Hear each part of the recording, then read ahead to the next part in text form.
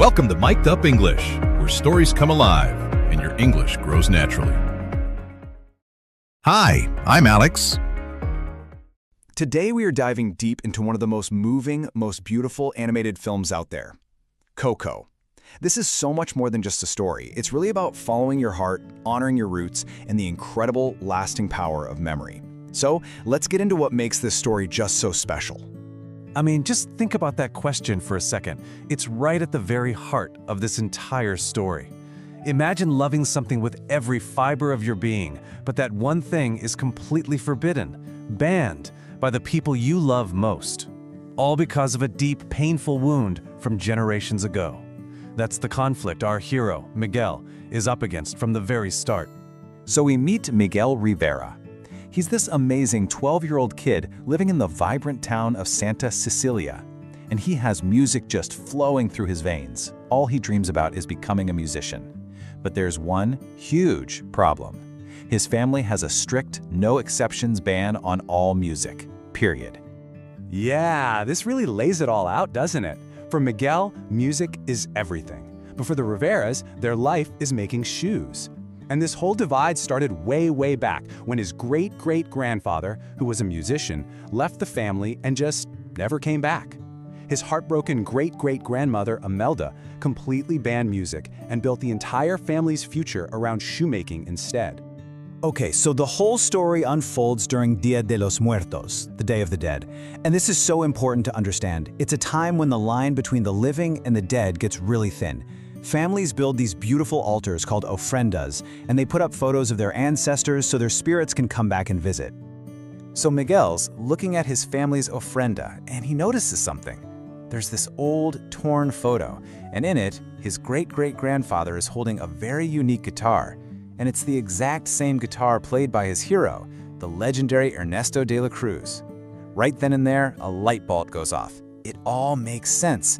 Music has to be his destiny because his hero is actually his ancestor. Okay, so now he's totally convinced. He tries to enter a talent show, but of course his family finds out and his grandmother smashes his guitar. He's absolutely devastated. So he runs to Ernesto's tomb, and in a moment of desperation, he takes his hero's famous guitar. The second he strums a chord, this incredible, magical thing happens, and poof, he's transported to the land of the dead. So now he's in this wild, magical new world. And of course it has rules. And the stakes are incredibly high. His deceased relatives find him, and they offer him a blessing to go home. But there's a catch, a soul-crushing one. He has to promise to give up music forever. He just can't do it. He refuses. And that kicks off this frantic race against the sunrise to find another family member who will give him a blessing without that awful condition. And this is where he meets Hector. He's this super charming but kind of desperate skeleton who's literally fading away because nobody in the living world has his photo on their ofrenda. So they strike a deal. Hector will help Miguel find Ernesto de la Cruz, and in exchange, Miguel has to promise to take Hector's photo back with him. Seems simple enough, right?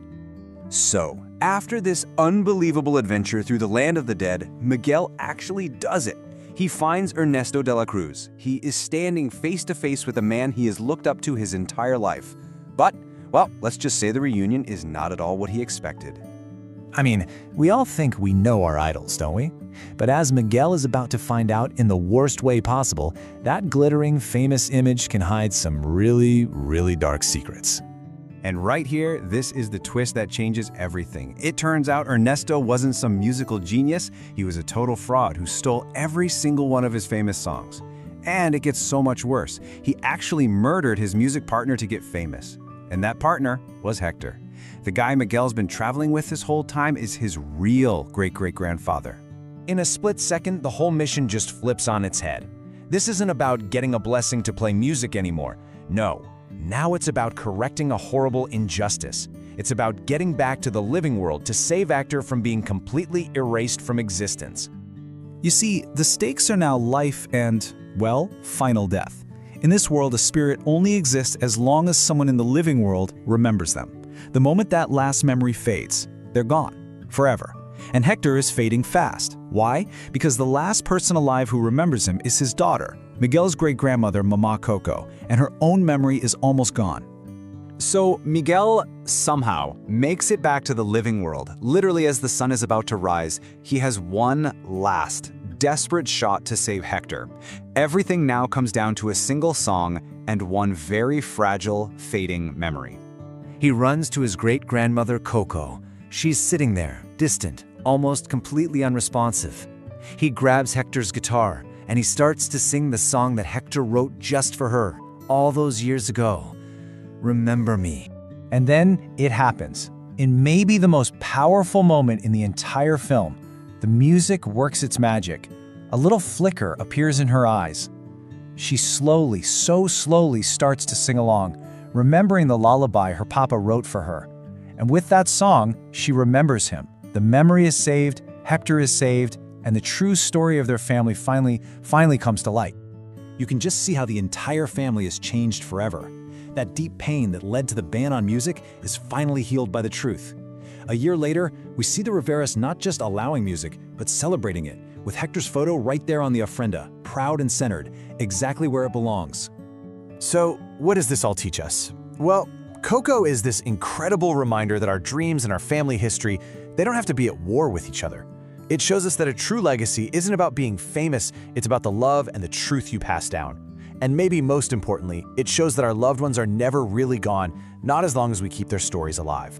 And that really leaves us with one final thought, doesn't it?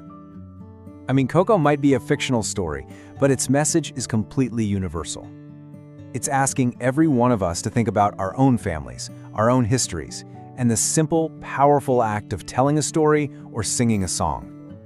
How do we make sure that the people who came before us are never, ever forgotten?